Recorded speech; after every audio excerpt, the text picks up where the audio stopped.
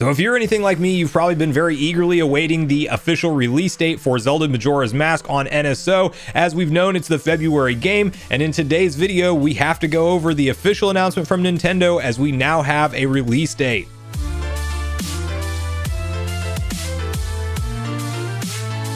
What's up, Nation? If it's your first time on the channel, make sure you join Sunbro Nation by subscribing below, hit the like button on this video if you enjoy it today, and make sure you turn on your bell notification icon so you're kept up to date with all the newest gaming news. Now, this is a second bonus news video for the day, so once you're done watching this one, go check out the other one that has to do with Nintendo Switch Pro information, but we are making the bonus one because in true Nintendo fashion, they like to keep us waiting for NSO N64 game additions in terms of when they announce the game and that it's coming to when the actual release date is, and all the way up to this point in time we have only known that it is the February title and at 7 p.m. Central Time, which does seem to be when they do this on their Twitter. That's 5 p.m. Pacific Time or 8 p.m. Eastern Time. They announced the exact date that the game will be released, and we can now confirm from Nintendo's Twitter directly the following: Link is dragged into the world of Termina where the moon is falling from the sky. Relive the world's final 72 hours when The Legend of Zelda Majora's Mask comes to Nintendo Switch for Nintendo Switch Online Plus expansion pack members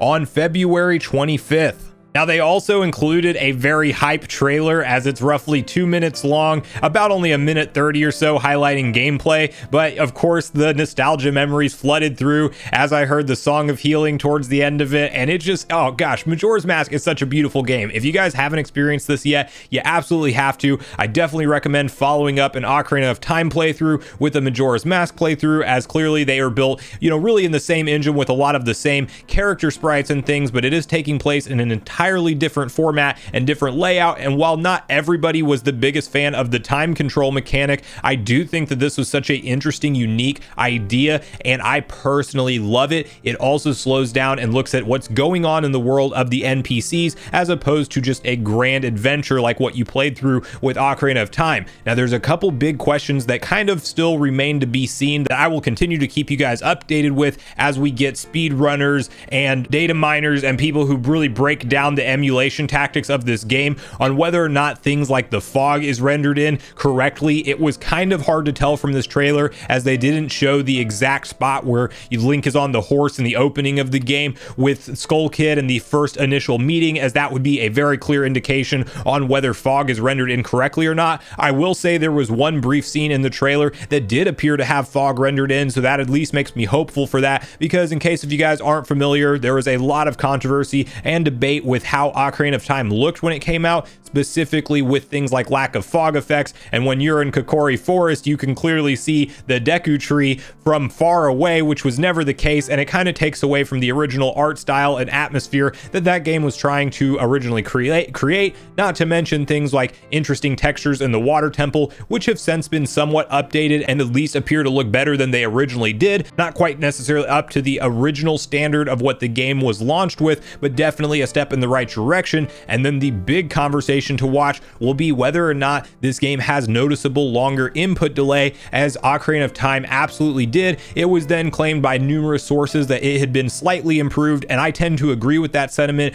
as I just seem to notice it a little bit less after this last N64 edition of Banjo-Kazooie. But the thing to watch with these updates is when Nintendo launches a new N64 game like this, they typically make behind the scenes tweaks to the emulator. At least they have a couple of times so far since the launch of this service back in October of 2021. So I personally am very hopeful that a game like Majora's Mask that tries to deliver on a very dark, eerie feeling, that something like fog rendering is fully figured out and that the input delay is just not there. I know that is a hot button issue. I see like half the people in the comments say, I didn't notice any input delay. I will tell you guys, it's definitely noticeably slower. There's even been side-by-side video comparisons showing that it is 2 or more frames behind what we typically experienced back on the N64 days. And it ultimately just comes down to the quality of that N64 emulator. However, I am very hopeful that as we've seen so far with additional updates to that emulator and the core of how it configures the games, that we will continue to see tweaks and ultimately continue to see these N64 games run even better. Now, one final talking point that we do have to cover as well is typically, at least it happened with the last announcement, if not the one before that also, but right after Nintendo tweeted out the release date for the game, which which previously was Banjo-Kazooie, we then got a follow-up tweet announcement stating that Majora's Mask was going to be the next month's game for February. So I was kind of expecting while filming this video that hopefully I would get a second tweet notification from Nintendo stating that the March game is going to be X, you know, whatever it might be. I'm actually hoping it might be F-Zero. That would be a great addition. Or Kirby 64, the Crystal Shards. Like, I'm very hyped to check out both of those games. And I just hope that Nintendo sticks to a monthly formula where at least one game per month is what we can expect. And I would expect them to announce whatever the March title is sometime soon. And let's hope that it is a March title, because this could very easily, we're still so new into these updates that it could very easily still sway into something like a non-consistent schedule. And maybe there isn't a March game and then they skip to April before the next announcement. But I wouldn't take away that expectation at this point in time, as they don't have to always announce the next coming up game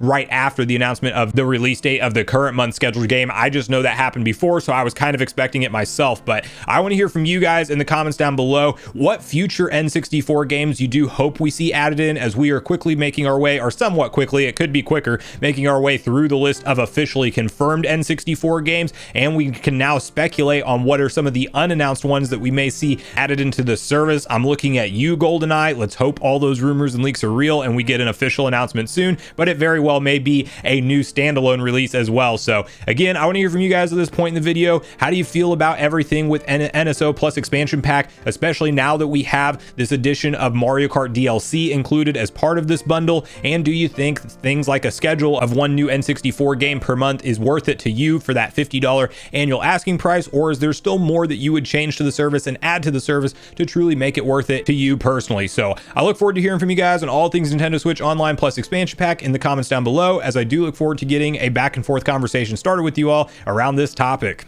Make sure you check out the news video from earlier today, where we discuss a brand new interview that took place with Nintendo's president, Shintaro Furukawa, where he was asked specifically around Nintendo's planning phases of the next generation console and why it may be something totally different than what we're expecting. Also, please make sure you like, subscribe, and turn on your notification bell, and I will see you guys in the next video.